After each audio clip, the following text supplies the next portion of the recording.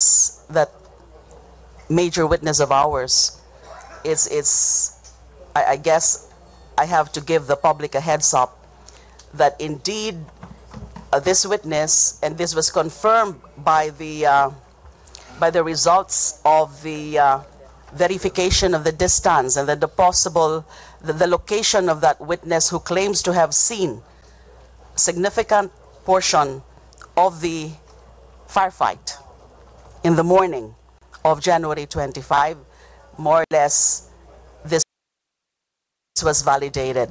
The veracity of his claims, eyewitness account, was validated by the physical evidence conducted by the forensic component of the team. Now, what we are also looking into now, as part of the report, is the approach that we will take in the filing of the criminal charges. Because as I said earlier, indeed we are filing charges. We are ready to file charges after we shall have released the report by April 16 or thereabouts. It really depends on whether the report that would be submitted by the team would actually be acceptable already on the part of at the level of the Secretary of Justice. Now, what we are currently seriously studying is the exact track that the prosecution would be taking. Would it be common crimes approach or IHL approach? Because either approach has advantages and disadvantages. Although in the end, my take on the matter, and I've been discussing this with the team, is that I think we can adopt both approaches, the common crimes approach and the second track, and the second track, which is the IHL approach. The advantage of the common crimes approach, pag common crimes po, ito po yung revised penal code lang, murder, homicide, attempted homicide, etc. It's simpler. Is the simplification of the prosecution process, considering that the elements in these kinds of crimes are known or very familiar to prosecutors and judges. With the proper witnesses and other evidence, the elements of these crimes are easily established without necessity of proving the affiliation of the attackers, whether MILF, BIFF, or PAGs. So yun po ang advantage. Mas simple, mas madali on the part of the prosecution to prove. Pero yung disadvantage naman po is the non-recognition of the MILF as a non-state actor in a peace agreement and cessation of hostilities with the GPH. And therefore, as a non-state actor in a non-international armed conflict, ang MILF would dapat ay bound to higher standards of international humanitarian laws in armed conflicts. Dahil nga ho, may epekto po yan sa transitional justice. Kung meron hong na madidetermine po na elements of the MILF na responsible for violations of IHL under the UN guidance notes po, hindi ho sila magqualify sa mga usapin ng amnesty, etc.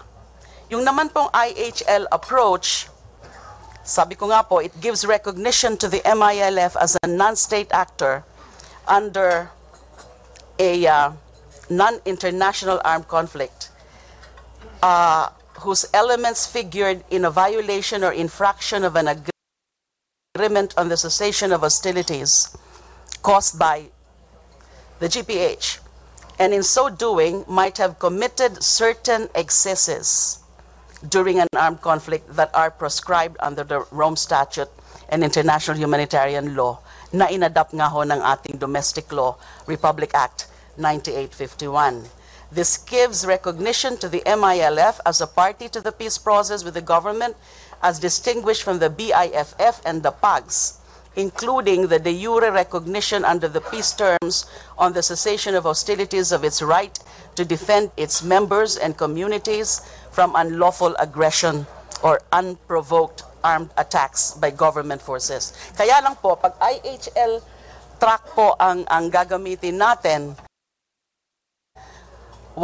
hindi na ho sila magiging entitled dun sa defense ng they are only taking a defensive or protective stance when suddenly there are government security forces inside their territory or an MILF community or MILF area. Unlike sa common crimes approach, meron hong pwedeng mga i-recognize na mga exempting or justifying circumstance.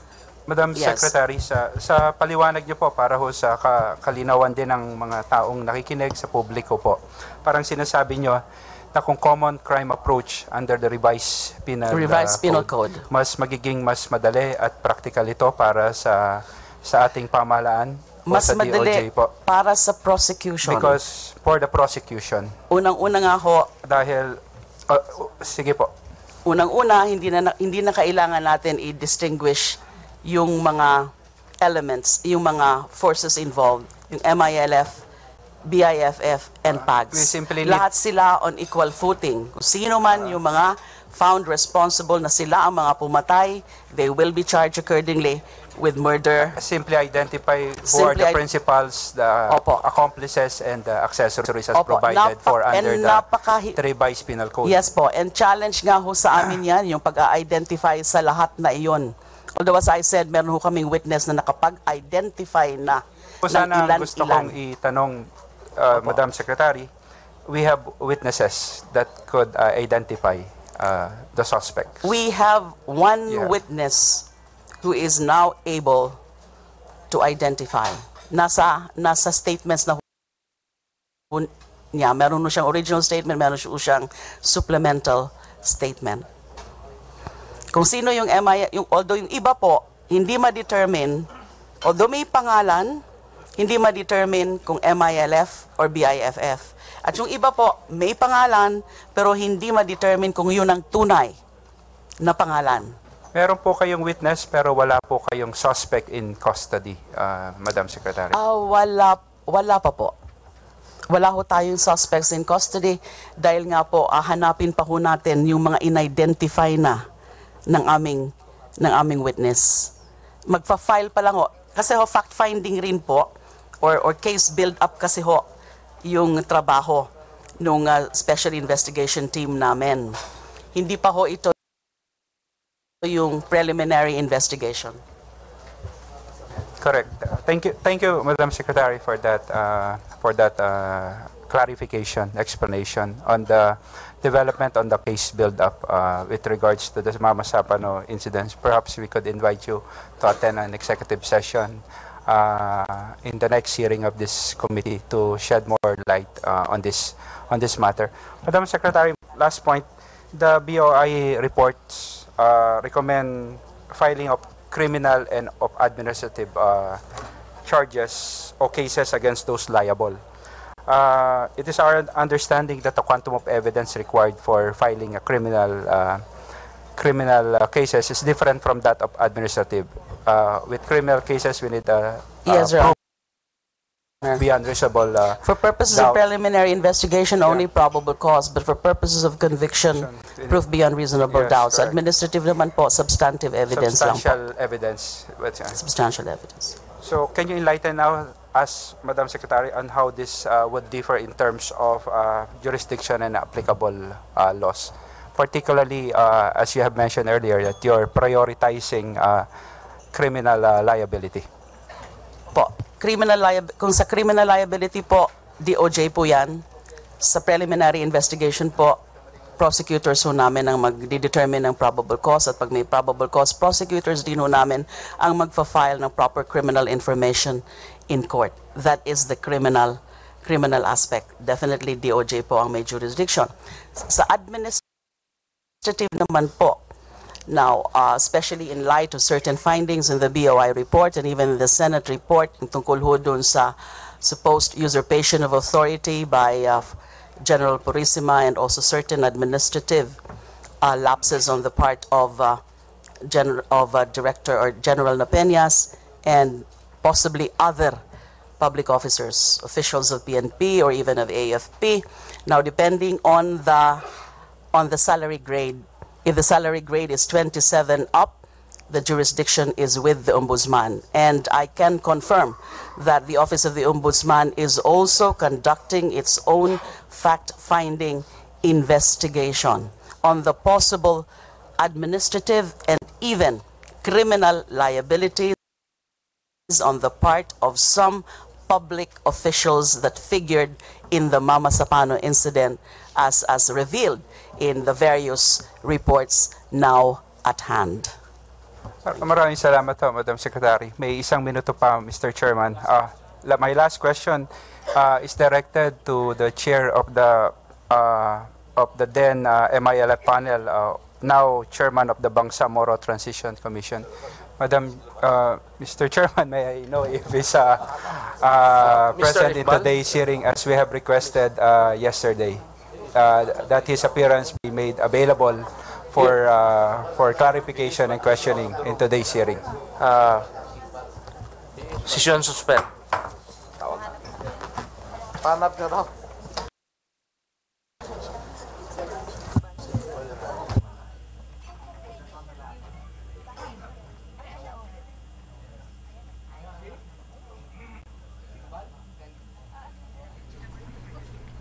Mr. Chairman, I believe Chairman Iqbal had returned to the room. Magandang hapon po, Chairman Iqbal, Chairman of Bangsamoro Transition Commission. Kahapon po ay napag-uusapan yung pangangailangan upang mabuo yung kumpiyansa po dito sa peace process natin. At sa pangyayari po dito sa Mamasapano ay maraming nagtatanong. Upon hearing your narrative in the Senate about the history of the Moro people, one would strongly argue that peace is indeed of paramount importance for development, not only for Mindanao, but consequently for the whole country. Nabanggit niyo po sa Senate investigation na wala po kayong absolute control at meron lang kayong command control sa MILF at binigyan po kami ng assurance ng presidential advisor for OPAP since we are negotiating with the largest armed group in Mindanao and eventually with the passage of the BBL if it can pass the scrutiny of Congress and it will be approved and pass into law eventually. We see a chance for peace pero doon sa paliwanag niyo po na ang control niyo po ay you don't have absolute control. Meron po ba kayong mga ginagawa ngayong hakbang upang sa ganon ay masiguro na lahat ng puwersang nasa ilalim ng MILF ay susunod at masusundan po yung ating kasunduan at ating agreement po. Second question po in relation to that. Sa Senate investigation findings po, nakalagay dito na hindi nyo na isubmit ang inyong sariling investigasyon. Pero I learned earlier that you were able to submit it, but it was belatedly submitted days after the report of the Senate was issued and adopted. Pwede nyo pang may paliwanag po because I think kailangan po natin ng confidence building measure upang halimbawang kaming mga taga-Luzon o taga-Metro Manila ay maniwalang posible nga po ang pangkapayapaang kasundo ang ating pinag-uusapan po. Can you enlighten us on these matters, Chairman Iqbal, given my limitation in time? So, Your Honor, pasensya lang po dahil kailangan prangkahan po tayo. At ang sinasabi ko po, there is no such thing as absolute control. With due respect to the Armed Forces of the Philippines, the PNP, they don't have absolute control over their forces. In this, likewise, the MILF has no absolute control over our forces throughout Mindanao. But I think the better term to describe in the case of the MILF, and in the case of the Armed Forces of the Philippines, maybe a better term for that. On the part of the MILF, we can use the term effective control. We have effective control over our forces on the ground. And I think our counterpart from government, from the level of the peace negotiators to the level of the CCCH and to the AJAC, I think they can witness and they can attest to the fact that the MLF has effective control over our forces on the ground.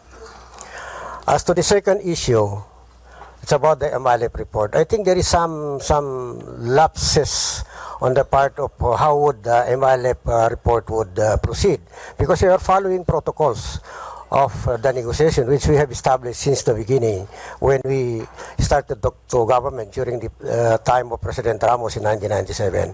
Report of the international monitoring team would be given to the peace panel of government, to the peace panel of the MILF, and of course to the Malaysian facilitator. As to the report of the MILF investigating team, it was forwarded to the international monitoring team, and theoretically speaking, from there we can receive copies from the international monitoring team po. Hindi ho binibigay sa Malaysia po, doon po sa international monitoring team po. At naibigay po namin naman yung report na yan, we copy furnish already. I wrote a formal letter to Senator Grace po, at I think the other letter to Senate President Franklin Terrelon is already submitted to his office, and we are also furnishing the office of the Speaker of the House. Have you furnished a copy of that report to this committee officially, Chairman? Not yet, Your Honor, but we will furnish a copy of our report. Mr. Chairman, given that manifestation, may I request for Chairman Iqbal to submit the said report officially to this committee?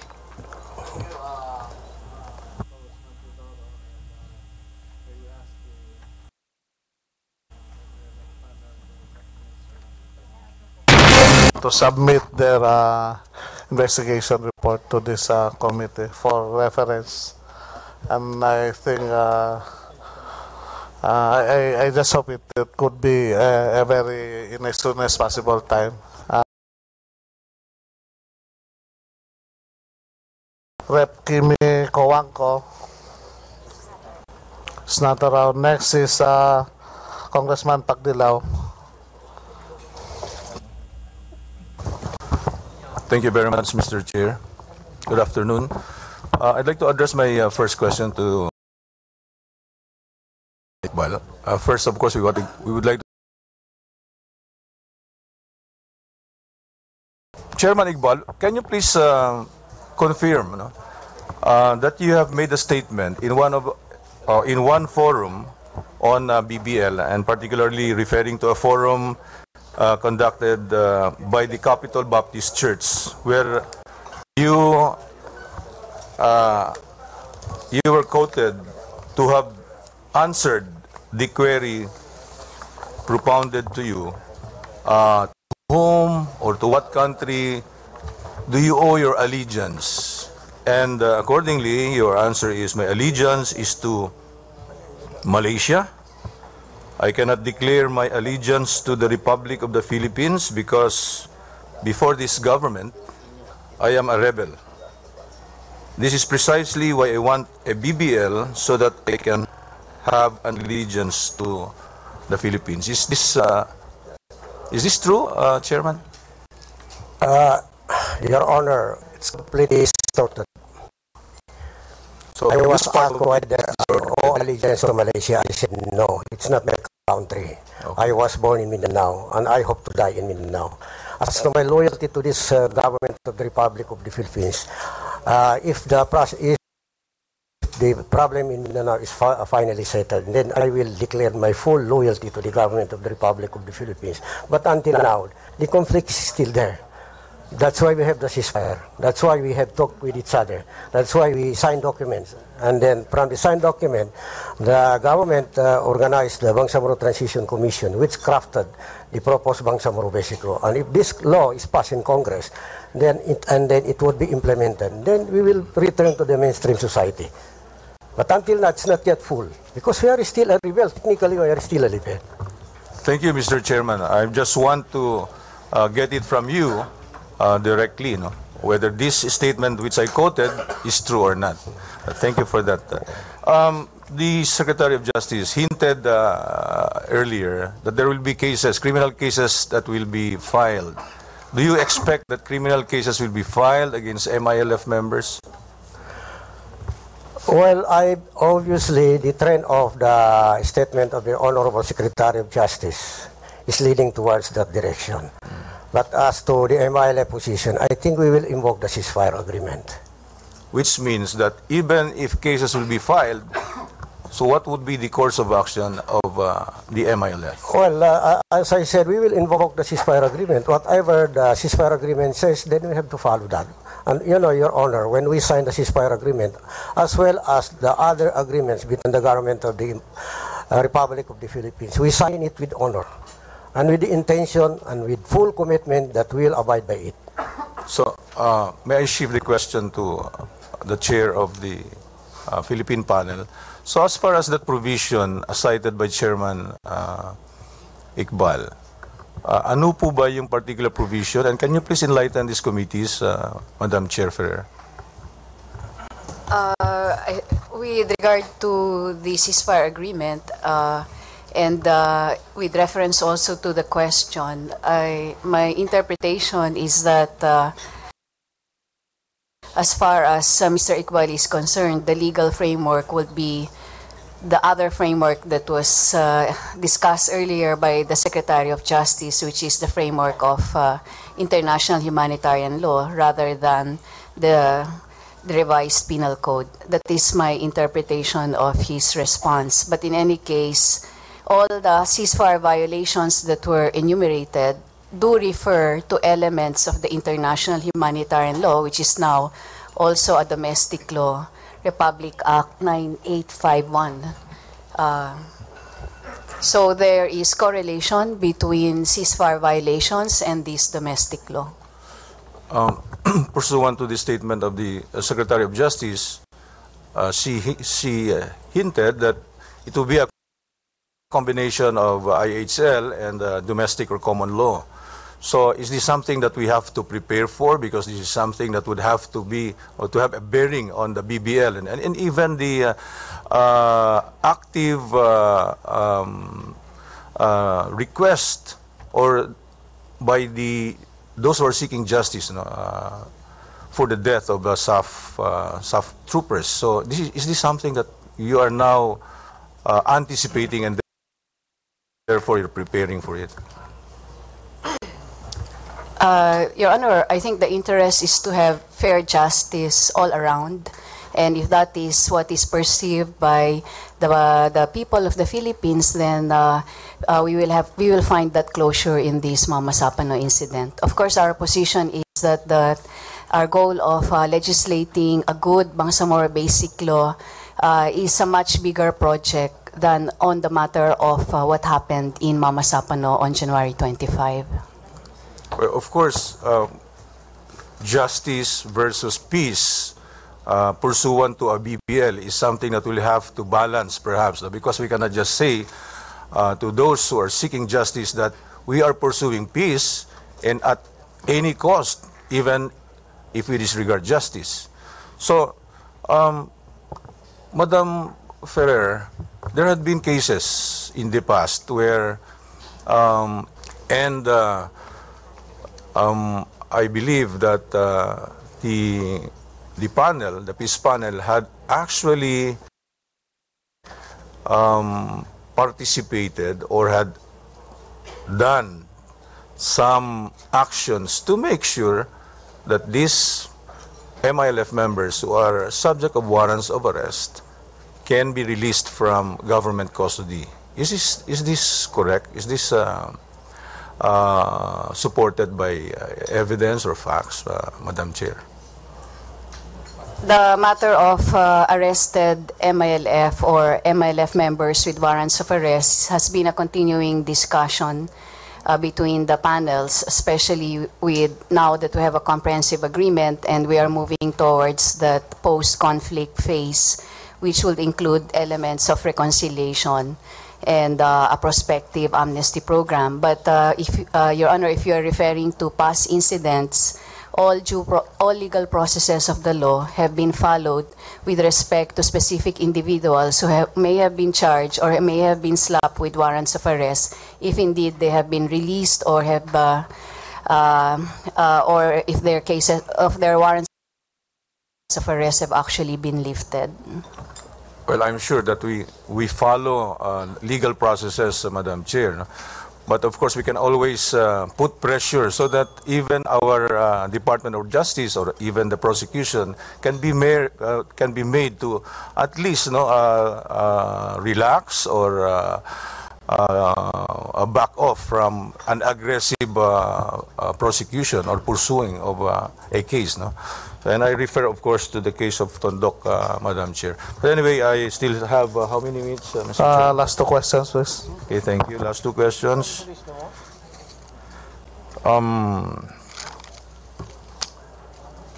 I'd like to address this question to General Pangilinan. General Pangilinan, I have a report of the Senate investigation, particularly on page 45, which refers to a transcript of record where you were actually quoted to have said,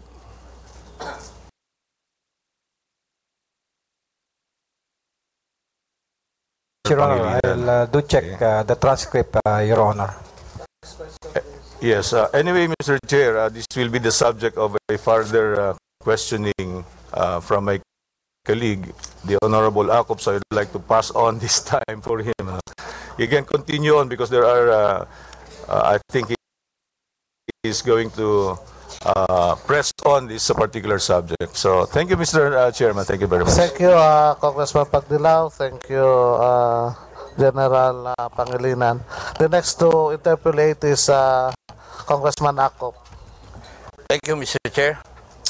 Before I start asking my questions, I would just like to make a manifestation of the statement of the Chief of Staff of the Armed Forces of the Philippines that it was only, or it is only Police Director Napeñas who does not trust the Armed Forces of the Philippines.